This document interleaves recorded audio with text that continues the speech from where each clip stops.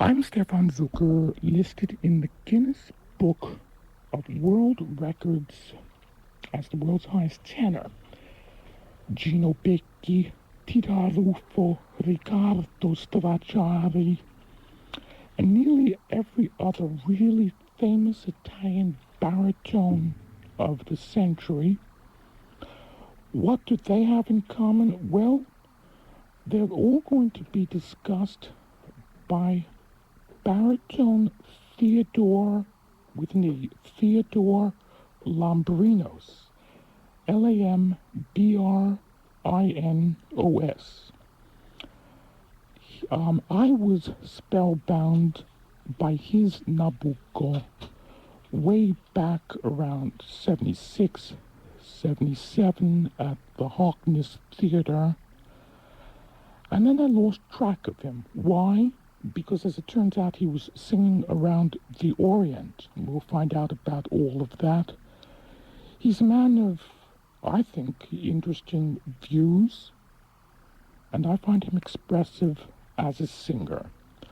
We'll play something with him. He's got 2 LPs out, but we'll listen to a cassette first.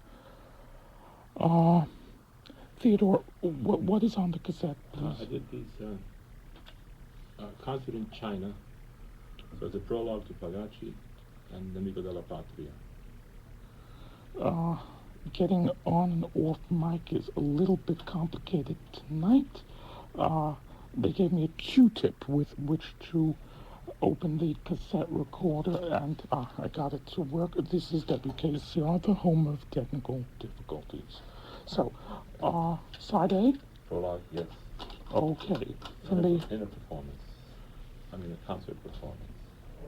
Familiar stuff. Should be an evening full of interesting views about baritones, and you may hear the likes of Carlo Galeffi, Apollo Granforte, many others. We'll see.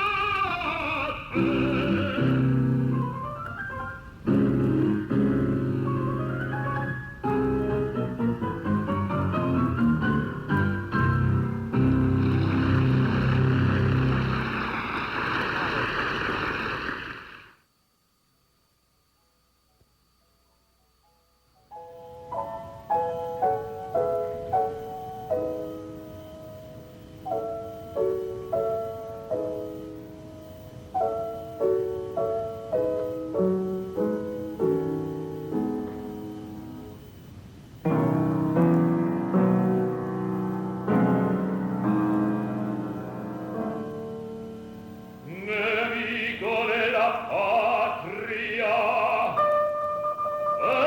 pecca piana e beatamente ancora beve il popolo. Nato Costantinopoli, Agnero, Giulio a San Sir, soldato, traditore, di morire un complice e poeta, sovvertitor di cuori e di costumi.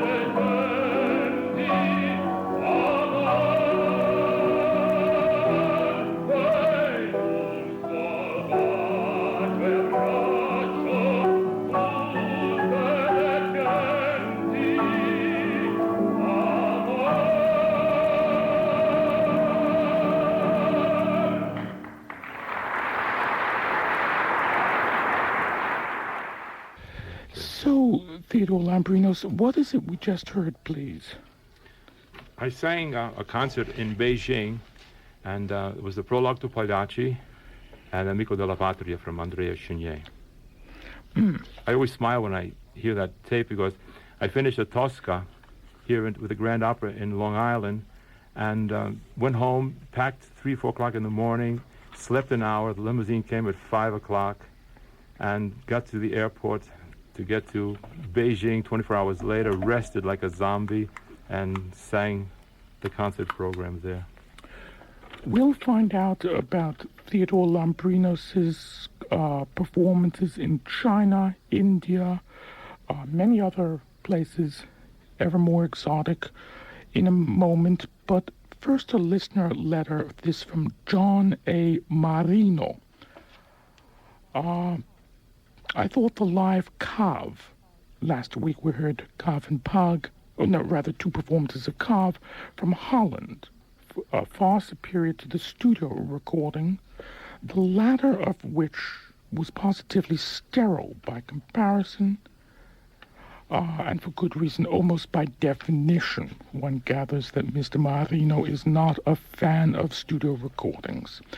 The exception, of course, was Afropoli, who vanishes to utter insignificance compared with Becchi, almost a joke.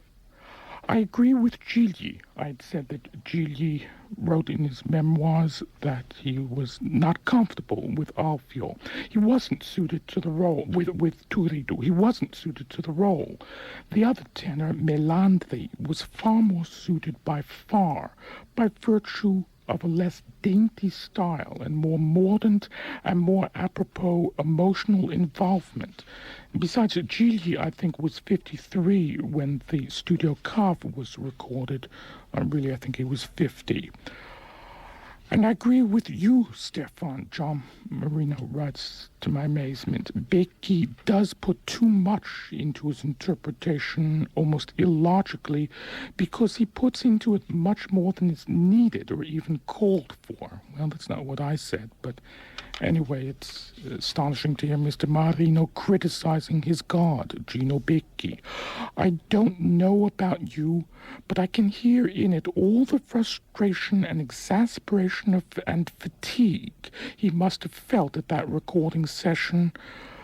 He was first and foremost a performer of live theater, interacting integrally with his audiences. Studio recordings were not theater to him, just work.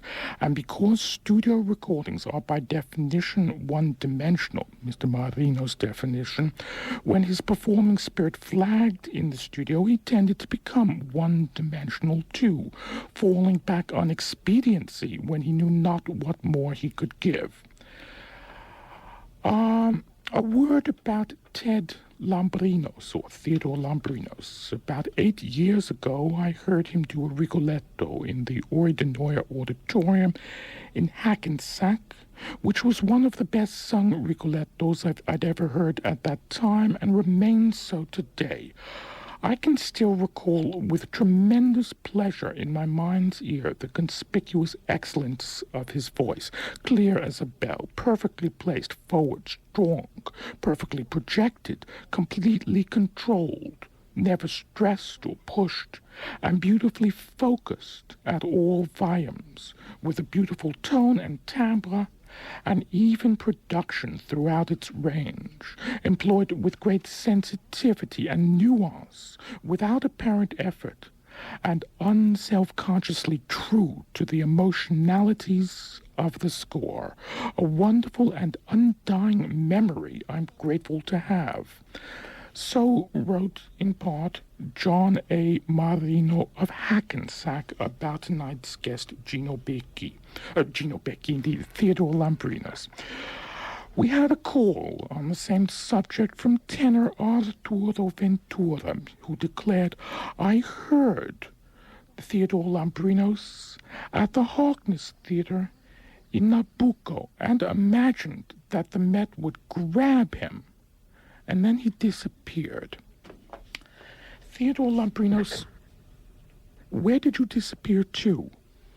Well, it's not that I disappeared. It was just that I had a little bit of a background.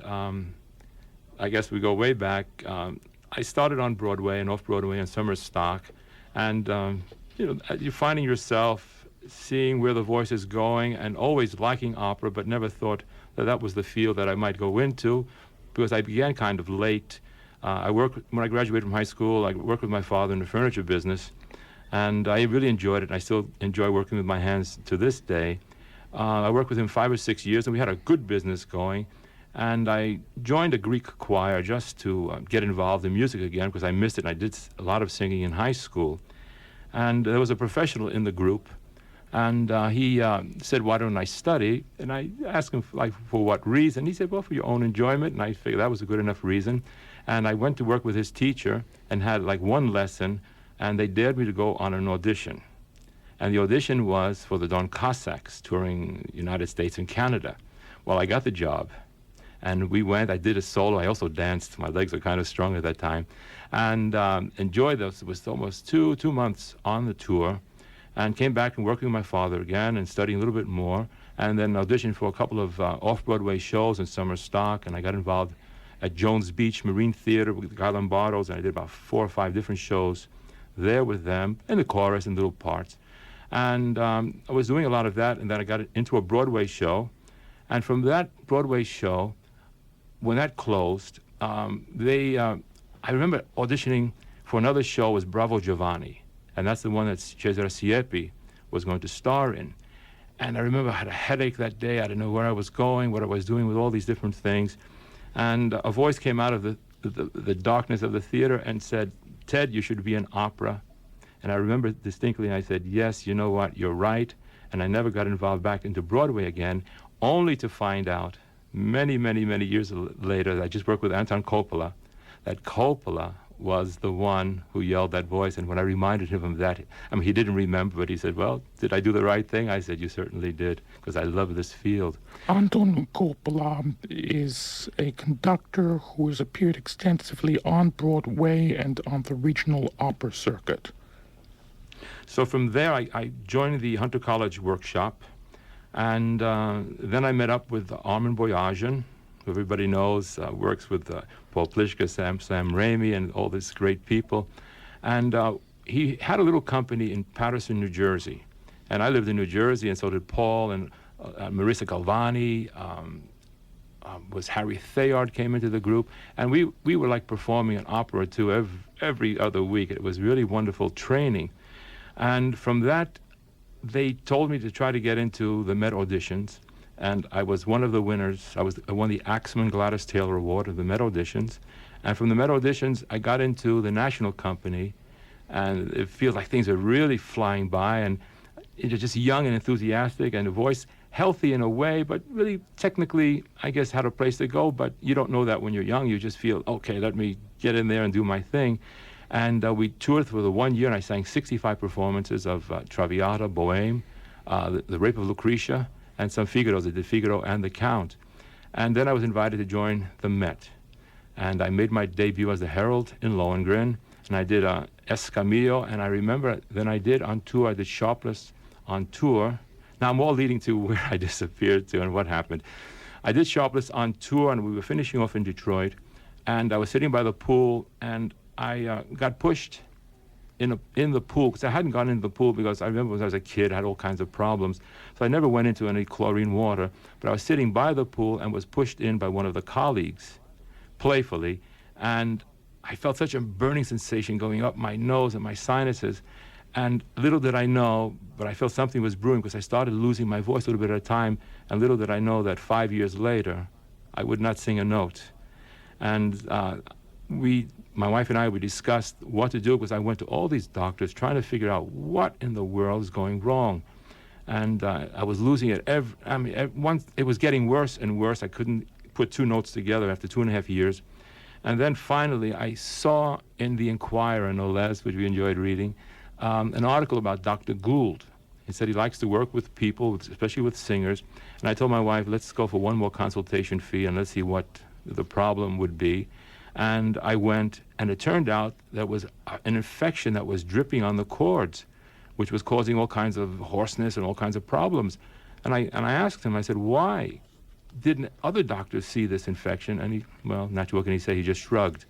So I took all this medication and finally got rid of it, but it took me another 2.5 years to get my voice back. And my wife said, look, let's get involved in something else, and if a note comes back, if 2 notes come back, let's just go easy. 2.5 years, then I felt that the voice was back into where I was singing before all this thing happened. And out of the blue comes Vincent LaSelva. Thank you, Vincent. I hadn't been in the New York area because I just stayed away from people. I went to the Met and City Opera to see performances, but I just went just on the side. I just wanted to continue. I never lost my enthusiasm for keeping what I knew. In other words, I knew a lot of roles, and I didn't lose them because I thought them but never sung them out because I just couldn't sing. And Vincent calls, and he said that there was a Marcello. He needed a Marcello, and there was no one around, and the performance was next week. Would I do it? And I told him, I said, I'd like to, but let me call him back. And I spoke to my wife. I said, should we give it a try? Because what the scary thing is that when you're singing and you lose your voice it just all of a sudden you lose it, you're afraid of all that. You don't know when it's going to come again. So I said, look, we have nothing to lose. She says, all right, let's go for it. And I remember the first act went great. And there was a long intermission. And the second act went great. And a longer intermission. Third and fourth act. By the time I finished, the voice was healthy. And that was, I would say, about 17 years ago. And I thank God I've never canceled, from that moment, I've never canceled a performance. And I've done quite a bit. I mean, not as much as some of the big ones, but I've done a lot of performances and have sort of thought back at that period like a nightmare dream. But maybe it was a time for me to grow up. I don't know how else to bring it. Okay, so within a season or two, you found yourself at the Harkness Theater, Right. performing Nabucco, where you were heard by, among others, Arturo Ventura, who called a few moments ago, and myself.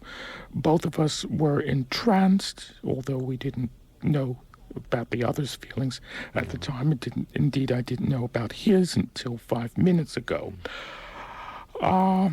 You say, where did I disappear to? Yes. Well, when the Met offered me a third contract, it was for a lot of covers, and I felt... Wait, a third contract? I was there 2 seasons with the Met.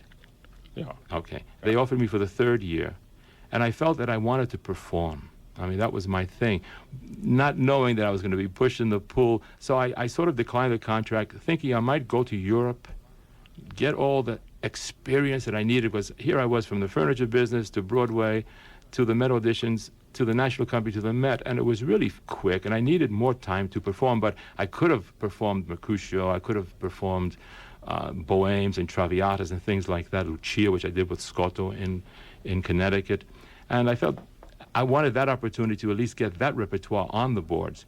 Anyway, it wasn't to be, so I figured, okay, it was my time to say no, which I did, and that's when I lost the 5 years by that push. Vincent called, so from the Bohème, then we did a Butterfly, and from Butterfly, Traviata to Rigoletto to Stifelio, Nabucco, Giovanna d'Arco, and all this repertoire within the New York City area.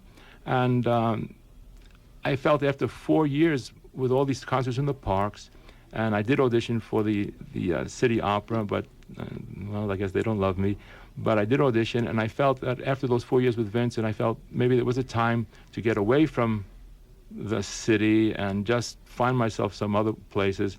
And one time I was on a plane, and I don't know if it's prophetic or not, and I was sitting next to this woman, and we started talking, and she said that she, not preaches, but she gives sessions on if you will something, it'll happen for you. And at that time, I was thinking I wanted to perform more. It was very difficult to get into these opera companies. They knew me, they didn't, but it's just a difficult thing with so many singers around. And I was thinking it would be great to get involved with a quartet and do a lot of opera concerts. And then just a few more years passed, and I got a call from Joanne Grillo and Richard Kness, and they said they were going to Cyprus, the Arab Emirates, and through Cairo, would I like to come and join them and do some opera concerts, half opera, half Broadway. And I went with them, and those first years were just incredible. I mean, so that's where I disappeared to. I went through I would say through the 5 years that I stayed with them, well, not constantly, but 6 weeks here and 5 weeks back and forth, we went through almost 25 different countries, and I've counted up the performances, and there's almost 300 performances of fully staged operas. I mean, that's the minor part, but the concerts and orchestral concerts and just concerts in the different venues that we've been involved in. So the answer, Arturo Ventura, is that Theodore Lambrinos, instead of singing at the Met, sang in Bahrain and the United Arab Emirates and India and various islands in the Pacific. The list goes on and on. Now, I would think...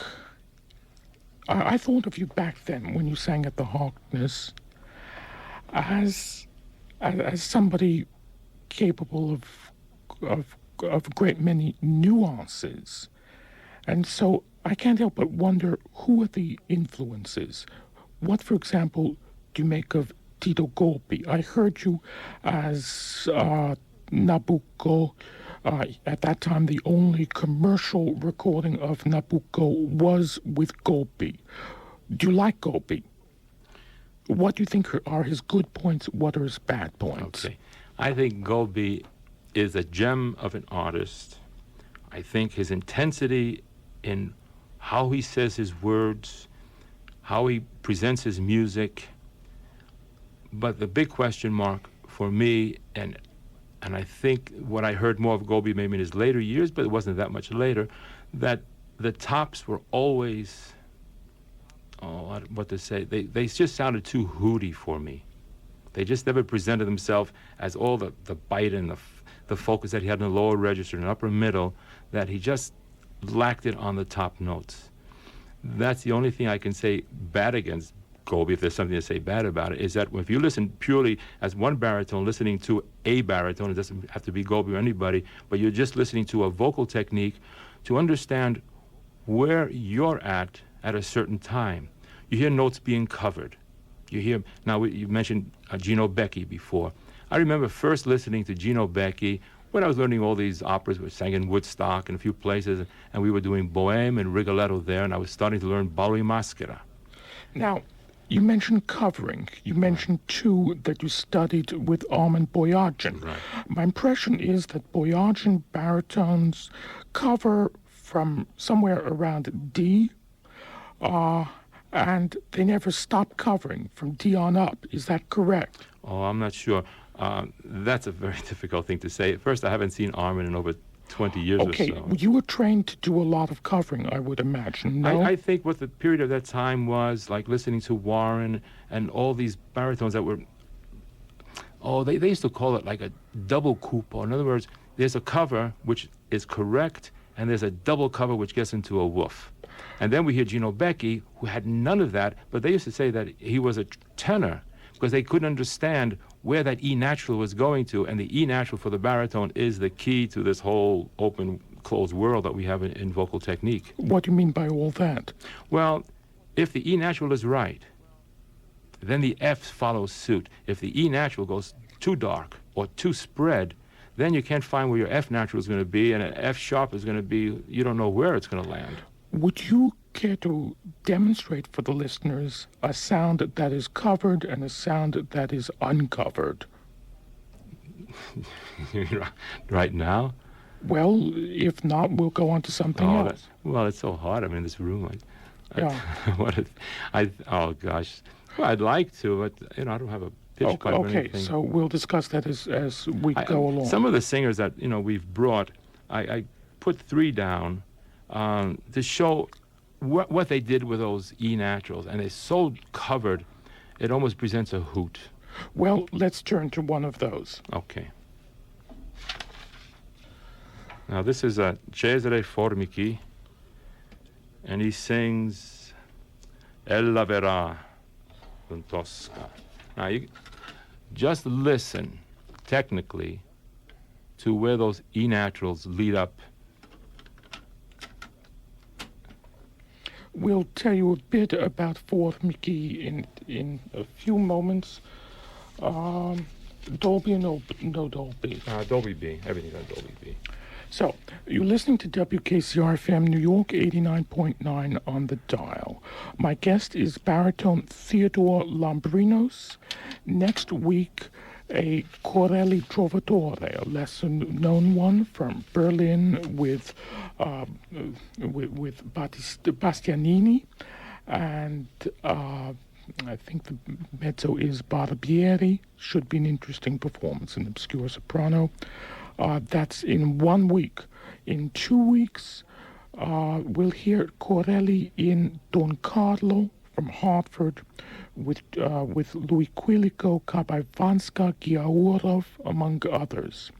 In 3 weeks, the guest will be soprano Adelaide Negri. In 4 weeks, Adelaide Negri again. In 5 weeks, a legendary Tosca from Parma, 1967, with Corelli and Virginia Gordoni. So, Formichi is singing here. What is it? Ella verrà from Tosca. The number 212-854-5223.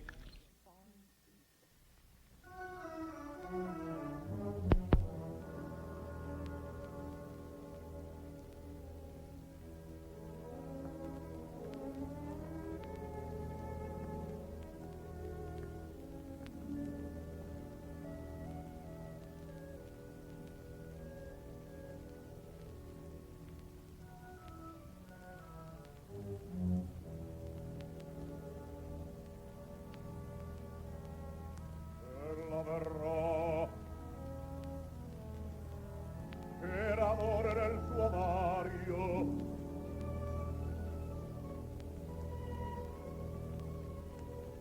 per amore del suo Mario al piacer mio si arrenderà.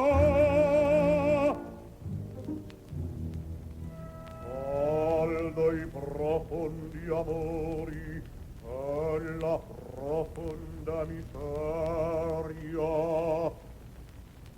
a più forte sapore la conquista violenta, il maligno consenso io di sospiri e di latticinose al bel lunari poco m'appago, non so trarre accordi di chitarra né oroscopo di fior,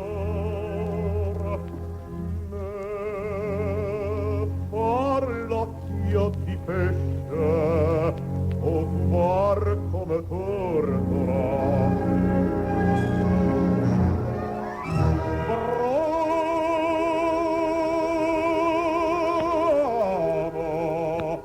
La cosa bramata perseguo ed è sazio e via l'accetto al tuo maestra io creo diverse beltoni diversi io vo gustar quanto più posso dell'opera divina.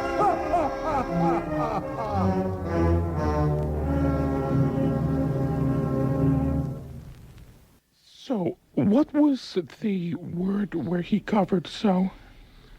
Well, if you listen to those E naturals, they just...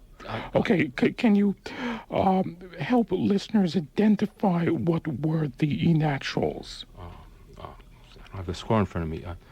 Well, okay, what words did he cover on? Now I have to sing the thing to myself. Okay, never mind. A piacer mio s'arrenderà. The ra, the ra is a D, so it opens up for him. But the mio s'arrenderà, tal dei profondi amori e la miseria, già più forte la paura, la conquista violenta. Oh, bramo, bramo. You know, it's just. Okay. I mean, there's no expression. It's just a covered note to get an E natural halfway decent out. But I mean, he's just covering for cover's sake, and it doesn't mean anything. For now, a correct vocal technique, now, in my estimation. why did he do that, do you suppose? Well, either it was the way to go, to make the voice so dark to sound maybe like Tito Ruffo, who had the natural darkness, or it was the only way they're going to get those notes out. But if they had to go higher, they're going to be in major trouble because it's only going to get hootier as they go higher unless they can open up, but they'll be too far away from the correct position. And it's a real tiny position where the change happens. It's not so huge. We go, Bromo, and then open up, Dio Vero, bro, Dio Vero. They only get more hootier. So maybe that was the way they were studying, and maybe that was the way they wanted to produce their technique. Let me take, I don't mean to spend much time discussing vocal technique, but let me take a somewhat radical position. Okay. Two of the most famous 19th century voice teachers were Francesco Lamberti and Giovanni Battista Lamberti. Giovanni Battista Lamberti, the son, remarked, "If a note is beautiful, why cover it? According to me, covering is a crutch that singers fall back on because it's an easy way to get certain notes out under some kinds of conditions. And many voices don't know how to sing the notes where chest resonance and head resonance are, but without covering, many singers don't know how to get beyond this so-called passaggio, that area of the voice where the two kinds of resonances are, but without covering, so they resort to it. To my ears, the result is always monochrome. I can think of singers who are expressive in their middle voices and are able to shade their voices. The moment they start getting into the zone where they cover, they lose expression. So according to me, covering is something that should be used, if at all, only for special effects. Now, I can well imagine many singers out there saying, "Oh, Zucker is out of his mind. There's no way to sing certain notes apart from covering." To me, that just is not so. Of course, this has been kicked around here extensively. Alfredo Kraus on the program took the position that any covering is wrong. Jerome Hines claims that you've got to cover. When pressed, he says, well, big voices have to cover. At any rate, basses and baritones have to cover. Corelli is more equivocal, but does do some covering, but his covering is not nearly as extreme or extensive as that of Cesare Formichi just heard. Or of Cesare Formichi, we really don't know. I don't think as to what the correct pronunciation is. Let me give a little bit of background about Formichi. He was born April 15th, 1883 in Rome, and died July 21st, 1949, again in Rome. He originally studied law and was graduated from the University of Rome as a doctor of jurisprudence for a time. So a singer who was not a cafone, not a Vulgarian, not uncouth, presumably, not a peasant. And a baritone, no less. Usually they're uncouth by nature, I think, of course. For a time, Formichi practiced law in Rome, but then studied singing with Vincenzo Lombardi, one of the big names among voice teachers. Also, he studied with Di Pietro and Luigi Razzi in Rome. After a few trials at small theaters, he made his official debut in 1911 at the Teatro Lirico. His career developed quickly, and by 1914, he was one of the best-known Italian baritones. So there you have a singer who, around World War I, who was already doing a lot of covering. Covering is something that seems to have been done relatively little in the 19th century, but really came into vogue right around 1910, 1920, in that World War I period. Formichi made a tour of Russia in 1914 and also sang at the Teatro Cologne, including the role of Klingsor in the first performance there of Parsifal. He appeared on the most important Spanish stages, particularly Madrid and Barcelona in the 1918 to 22 period, and in the latter year first sang at the Paris Opera, where he appeared annually thereafter. Well, I'm reading from Kutch Riemens, and They long out of print book, and they list the famous theaters in which he sang and the dates: the Chicago Opera, Covent Garden, the Cologne, Copenhagen. He sang Iago in 1934 at the San Carlo, and then gave up his career. Cesare Formichi, Formichi. So, an example of somebody who covered. Theodore Lambrinos want me to play another baritone, Apollo Granforte. Did he cover? Yes, very much so. I think, when you listen to some huge voice like that, it needs focus, and it doesn't sound to me that Apollo Granforte has focus in his voice, except there's a huge opening, and the only way to get to some of these notes is just big open without a forward Becky focus. And when that's missing, then hoots start to come in. So, you probably are going to argue that I've overstated the case against covering. You're probably going to take a middle ground. Okay. I can sense that coming. Is that true? Right. Look, yeah. Covering is only a name for the protection area around the passaggio. Now, if you cover from A and try to go to Z, you're going to hear a big change in the voice.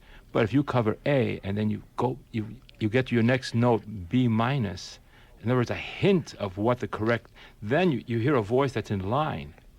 But an attuned ear can only hear that. Any kind of ear can hear these hooty guys going up to the scale and trying to make a note. But if someone with a real fine technique can bring you right through the E flat, E, F sharp area, and you say, where did they do it? And that's the ball game. Not just to cover and say, I'm going and sound like Big Wolf.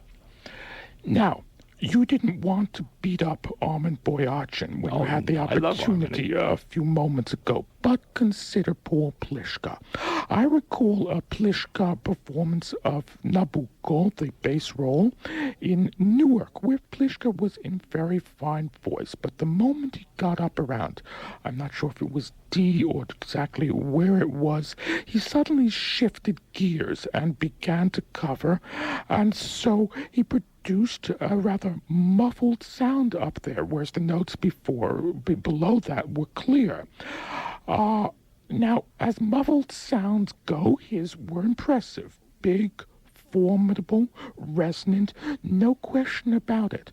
But muffled nonetheless, and he couldn't do anything with them. He couldn't color them. They were always the same. He was monochrome once he sang those notes. So this is an example of the evils of covering, but according to me, covering in general is apt to be evil for those reasons. It produces a monochrome result. Now, if you were to say to me, Stefan, how else is the man to sing? He can't get out those notes except by covering. I would say, well, if that's really the case, then let him cover, because I suppose on balance I would have to say, yes, better Pliszka than no Pliszka.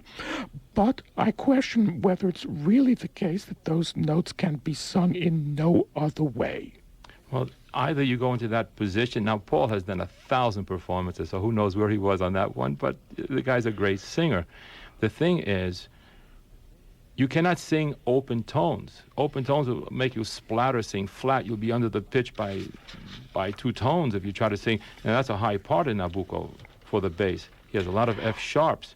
So you've got to go into that passaggio area.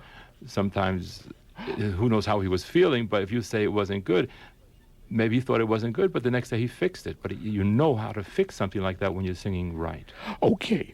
One of the arguments in favor of covering is that it's easier to control the voice, easier to sing in tune on certain pitches. I agree. No question about it. Still, to me, it's a cop-out. The fine line is there, and you have to find the fine line. Now, I was objecting to the cassettes you brought Theodore Lambrinos on the grounds that they recorded at too low a level and are too hissy. And so I'm digging through LPs here. You'd like to hear Si Vendetta sung by Granforte or just Rigoletto, huh? Right. I've got in my hands loads I thought I brought a couple of records with Granforte. I've got Parisiamo, I've got Veglia o Donna, I've got Povero Rigoletto, Cortigiani, Piangi Piangi. Oh, here's Si Vendetta. Okay. I'll tell you what, let's hear a sequence of one of the century's leading baritones, Apollo Granforte, in Rigoletto. These are all records made in 1930 for HMV. He's joined by Franco Zaccarini, again Zaccarini, Zaccarini,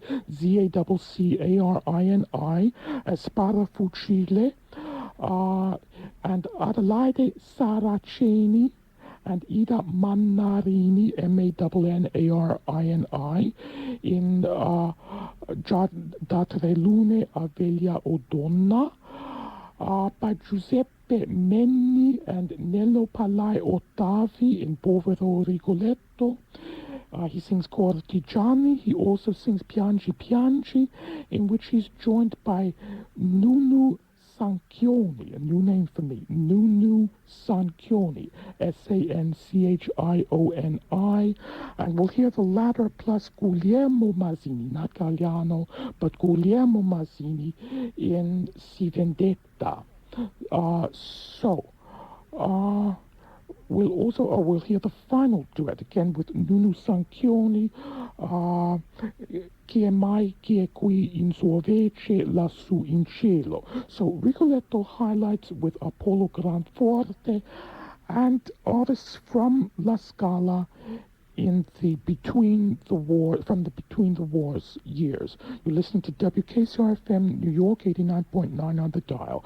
I'm Stefan Zucker. He is baritone Theodore Lambrinonos. We'll be hearing more of his records and talking about covering and talking about a number of other baritones of the period and what he likes and what he doesn't like about them. We're not cued, so you may get the end of something else, so do bear with me if you will.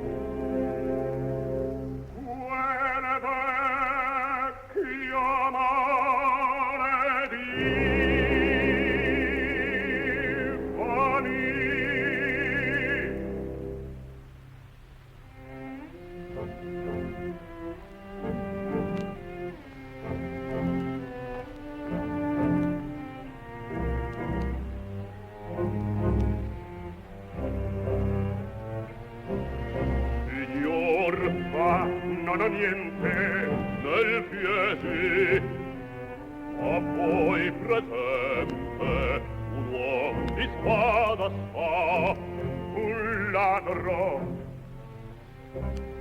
un uomo che libera per poco da un rivale, e poi ne avete quale la vostra donna è là che sento, e quanto spendere per un signor dovrei, prezzo maggior vorrei, cosa si pagar, una metà s'anticipo, il resto si dà poi. Demonio, e come puoi tanto sicuro prar? Soglia in città di uccidere, oppure nel mio tetto l'uomo di sera aspetto una stoccata e muor. Demonio, e come in casa è facile, ma io sorella, e nelle mie danza è bella, chi voglia attira e allor ne prendo senza trepito comprendo, e questo è il mio strumento, mi serve al momento, peggio per voi chissà. Sparo fucil mi nomino straniero, orgoglione, e dove all'occasione qui sempre a sera spara fucil, spara fucil.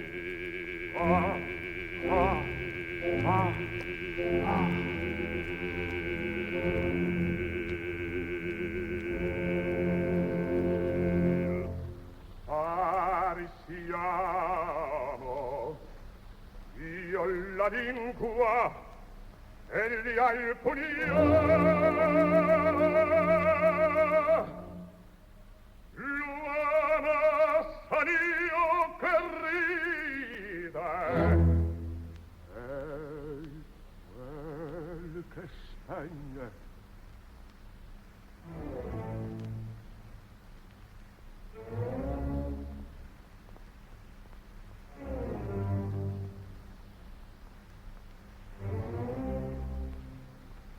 Quel vecchio male di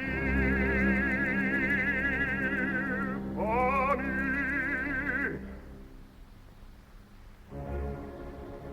uomini, a natura, a Dio scellerato, mi faceste voi rabbia esser di forma, rabbia esser buffone, non dover, non poter altro che ridere. Il retaggio d'ogni homme tolto, il pianto.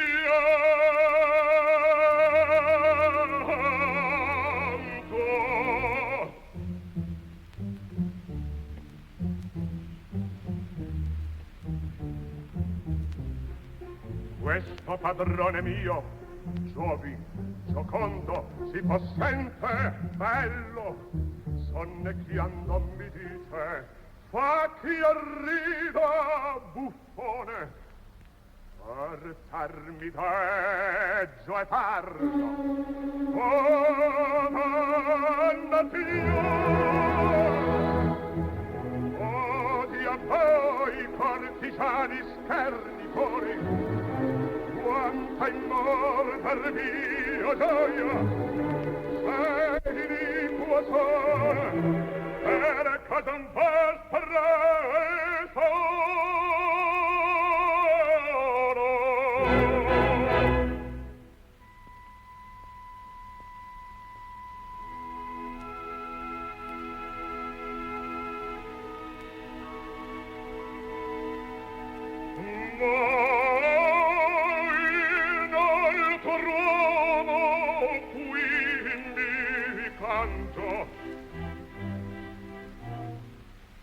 quel vecchio male di fami, al pensiero perché con turbonior la mente mia mi coglierà sventura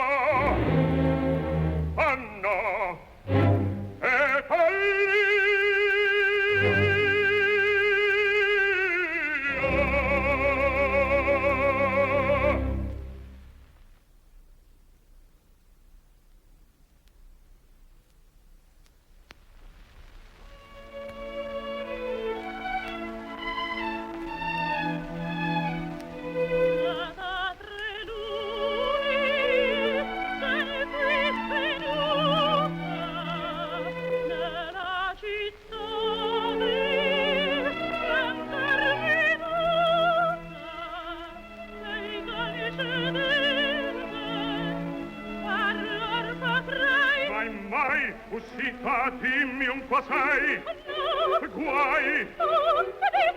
Ventene guarda, o bien seguirla, rapilla ancora, e qui d'un buffone si disonora la figlia e se ne ride. Orror! Signor! Venendo, mi vede alcuno? Vada, il vero? Ah no, nessuno! Va bene! La porta che dà al bastione è sempre chiuso.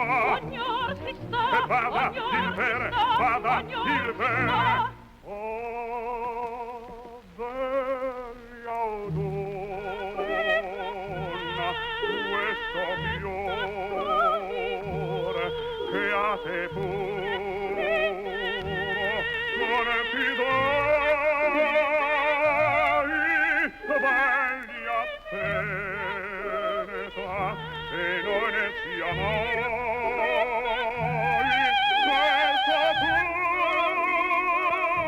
il suo candor tu dai versi quale furore quale trifiori hanno piegato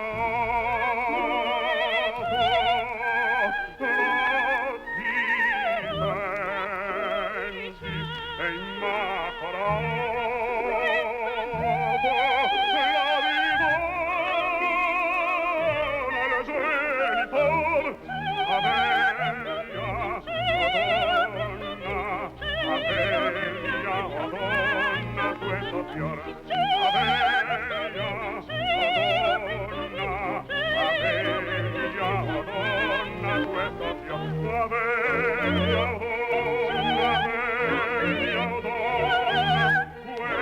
questo fior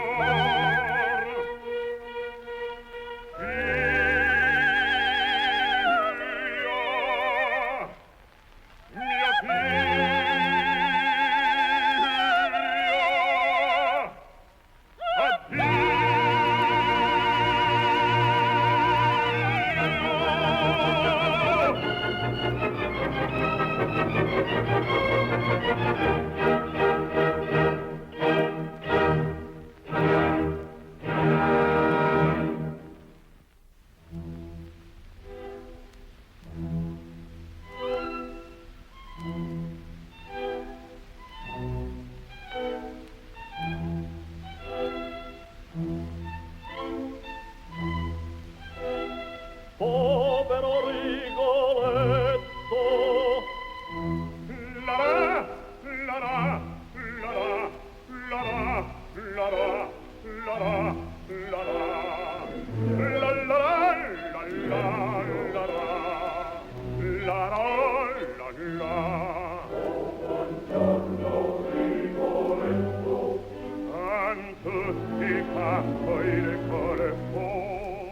Hai di nuovo buffo e hai di nuovo buffo che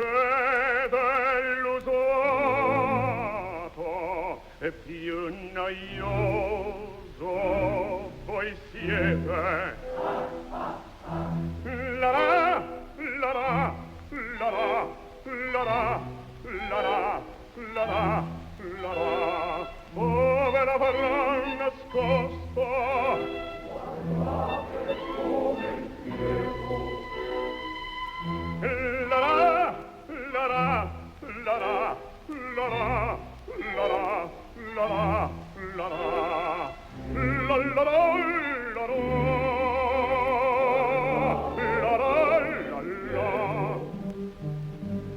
son felice che nulla voi nuotesse l'aria di questa notte sì ho qui il bel colpo ho dormito sempre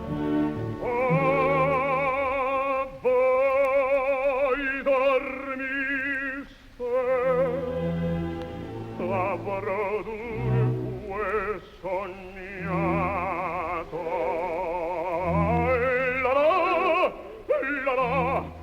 la la la la la la la la.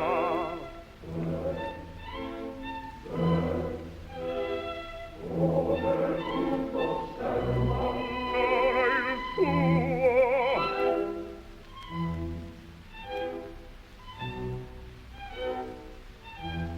Dorme il duco tuttor. Dorme ancora.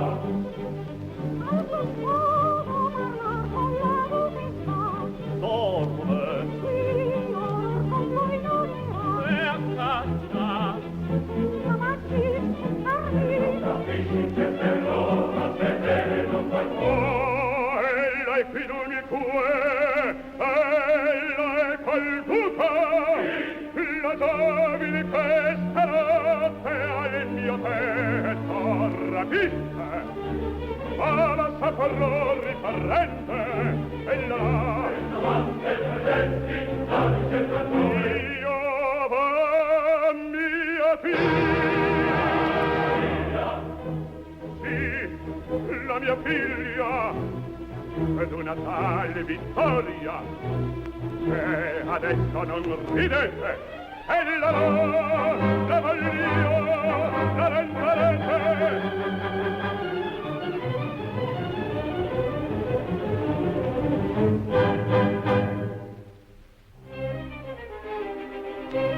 Artigiani, il razza, dannata, per quale prezzo vendeste il mio bene?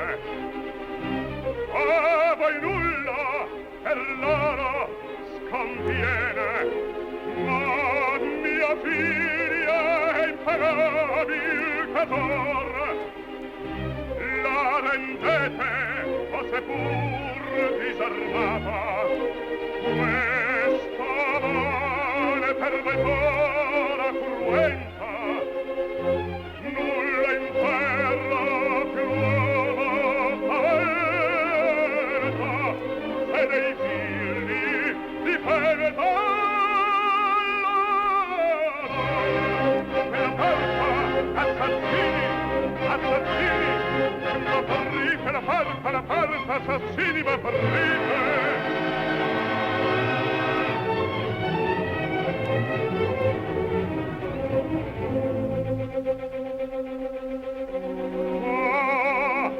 Voi tutti come contro venite, tutti contro me. Ebbene io piango, Marullo, signore, tu c'hai l'animo gentil come il cuore. Dimmi tu dove l'hanno nascosta, Marullo, signore, dimmi tu dove l'hanno nascosta. E là non è vero, e là non è vero, e là non è vero, tu taci.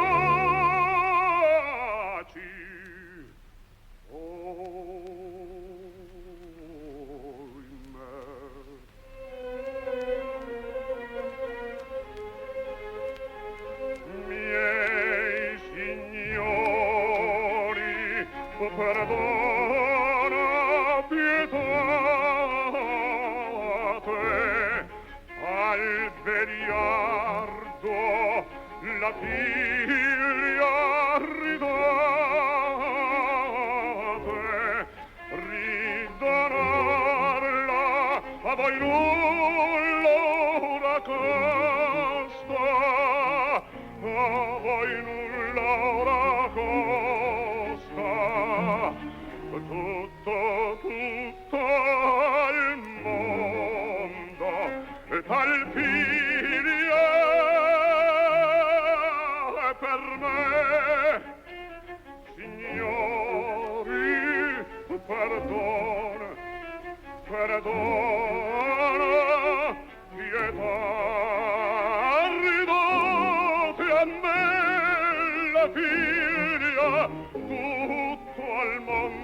tal figlia per me ridote a me la figlia tutto al mondo e lei per me pietà pietà signori pietà signori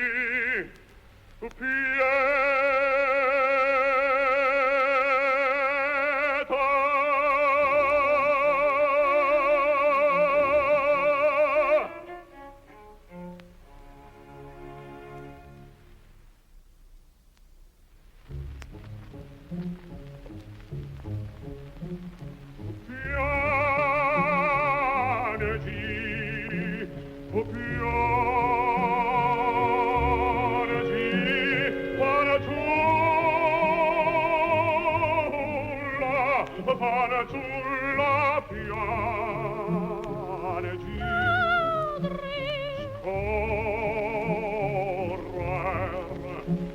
scorrer ma il pianto sul mio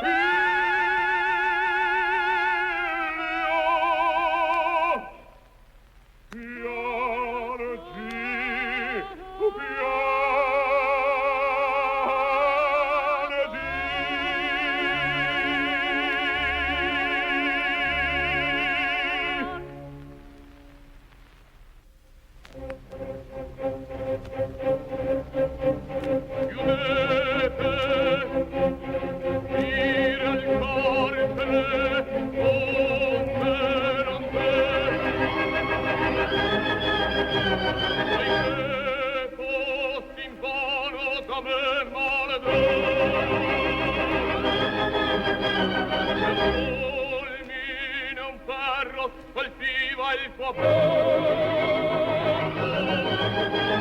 felice furanco ad Ottavi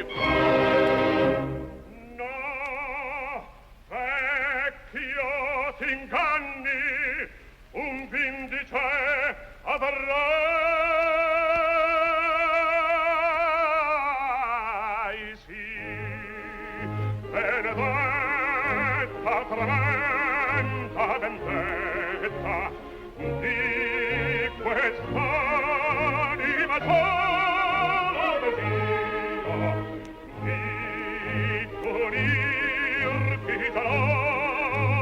questa fretta che fatale per te suonerà come fulmi scagliato da Dio, come fulmi scagliato da Dio, e colpire l'umane saprà.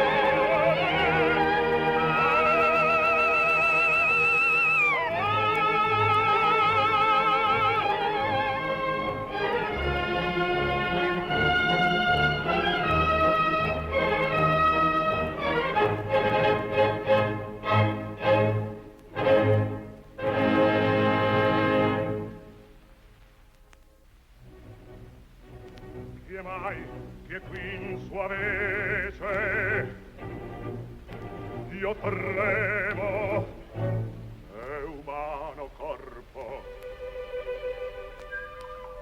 mia figlia oddio mia figlia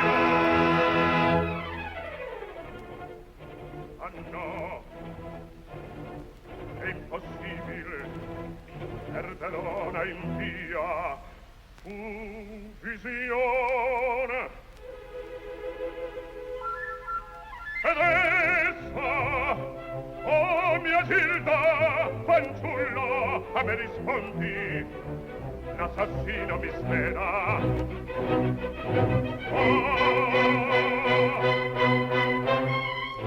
nessuno mia figlia mia Gilda oh mia figlia mi chiama e la parla si muove e viva oddio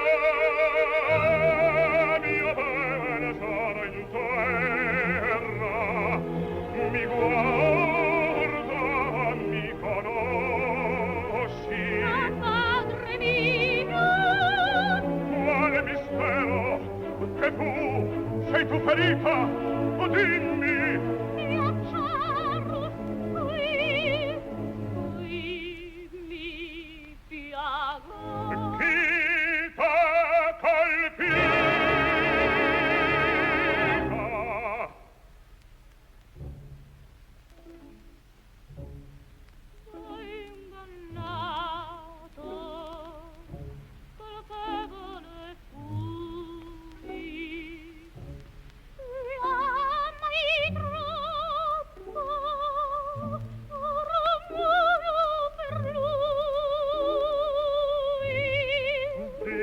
tormento è la stessa tua colpa dallo storol di mia giusta vendetta angel caro mi guarda m'ascolta parla parlami figlia di lei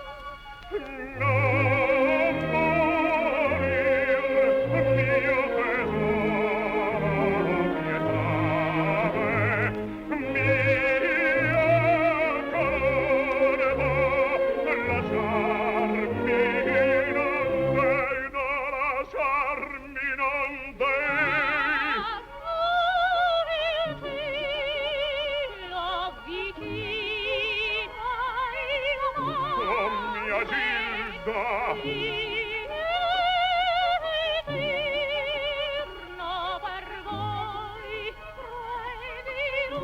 non lasciarmi non non morir.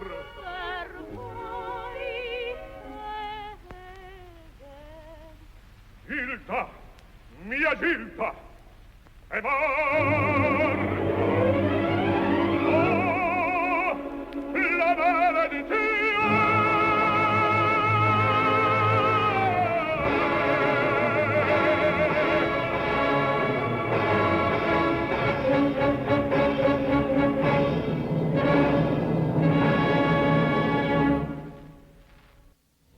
So, we just heard Apollo Granforte and Nunu Sanchioni in the final scene from Rigoletto, also Piangi Piangi and Si Vendetta. Forgive me, I've got a technical problem here. My earphones are dead. Let's see, before that, we heard in Rigoletto, along with Apollo Granforte, Giuseppe Menni, Nello Polai, Adelaide Saraceni, and Ida Mannarini. A word here about Apollo Granforte. He was born in 1886, specifically July 20th, 1886, at Legnano near Verona. He emigrated to Argentina at the age of 18 and worked there with his brother as a shoemaker. He studied singing with Guido Capocci and Nicola Guerrera in Buenos Aires and made his debut in 1913 at the opera in Rosario, Argentina, as the El Germont. When Italy entered World War I, he returned home and served in the Italian army. In 1916, he sang in Malta and Zurich, and in 1917, he appeared at the Teatro Costanzi in Rome. In 1918, he had a starring success at the Teatro dal Verme. He made his debut at La Scala in 1921 and appeared there frequently thereafter, singing also in Paris in 22, in Australia in 1934 in a troupe which Nellie Melba had gathered together. He made a South American tour in 24 and 25 and made guest appearances in England. He did another Australian tour. He appeared at the Colón in Argentina in the world premiere of El Matrero. I wonder who composed that. In 1935, he sang the part of Mencrate in the world premiere of Mascagni's Nerone at La Scala. There's a brief clip from a newsreel of Margherita Caruso singing hauntingly from that work with Mascagni conducting. It's on a Bel Canto Society video, and it's heart-wrenching. She's very touching, haunting.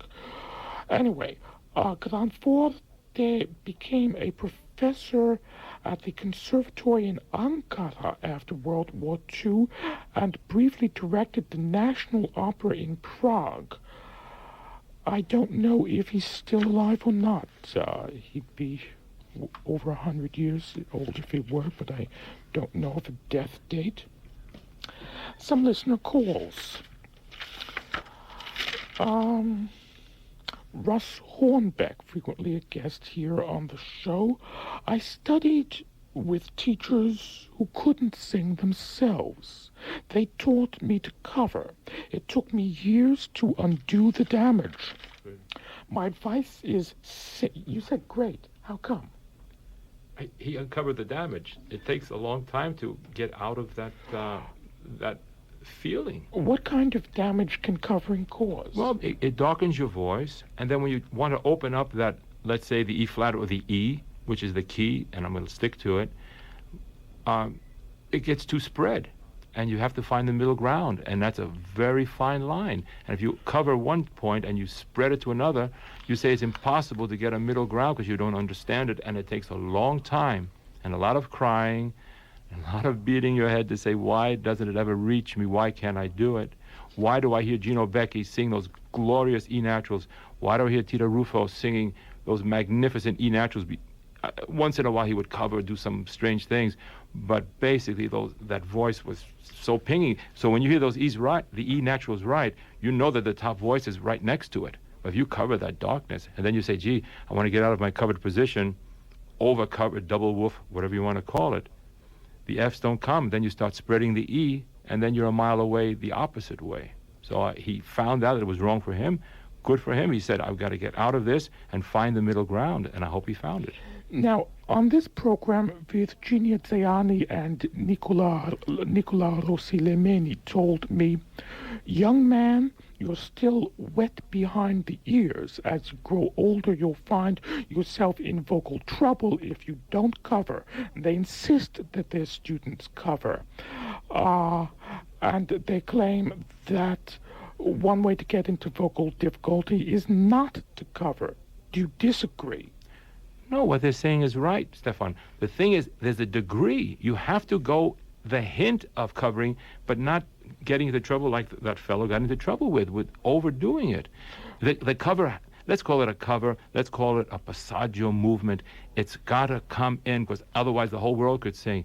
There's always a crack in the voice, and every voice has a place where it cannot go higher. And if they try to go higher open, it's going to splatter on them. If they try to go higher too covered, it's going to go woofy onto them. There is a middle ground. You can find it. You have to work with the right person or beat yourself to understand that you can get it, but it's not going to come very fast because it's a very difficult line to learn. Those who get it are great. Well, Russ Hornbeck took a stand here. Russ, a frequent guest on this program, is known to listeners as a record collector.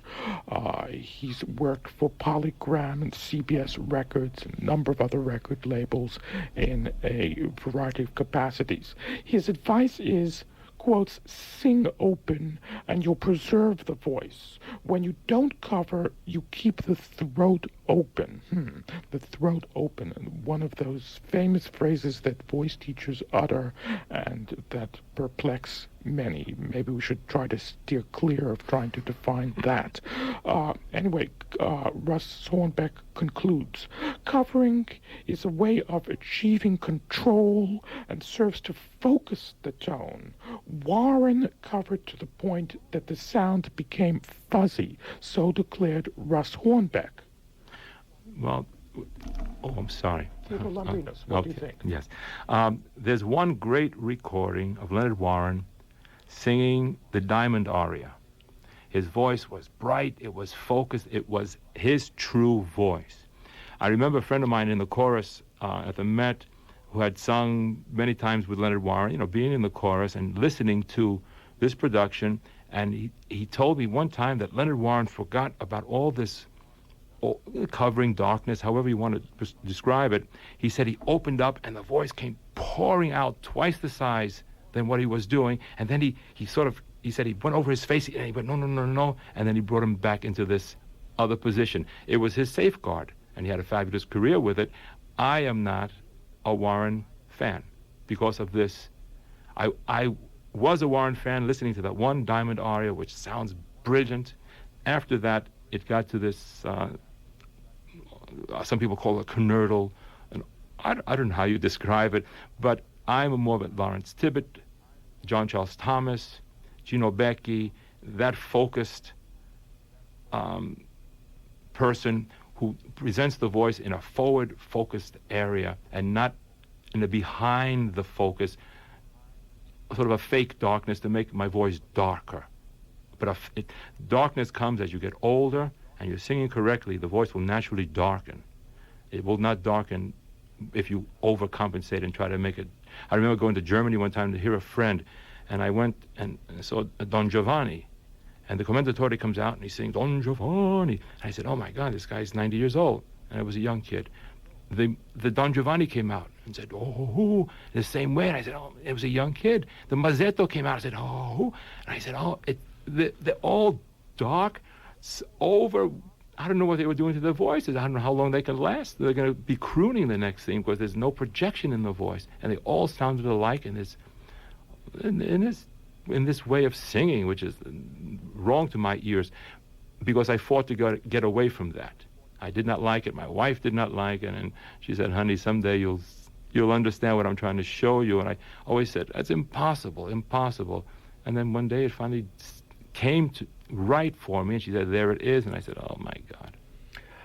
Theodore Lambrinos had an interesting wife. She's dead now. We'll talk about her in a bit. We'll play some baritones. He thinks sing too open. Mattia Battistini, for one. For now, some listener remarks, and keep this in mind. On May 15th, the guest will be Franco Corelli here. On May 8th, the guest will be Lando Bartolini. Nina Mazzeo phoned. The show is excellent. I never knew that covering was an issue for singers. He's an interesting guest, and you're both interesting, so declared Nina Mazzeo. Joe Pierce phoned.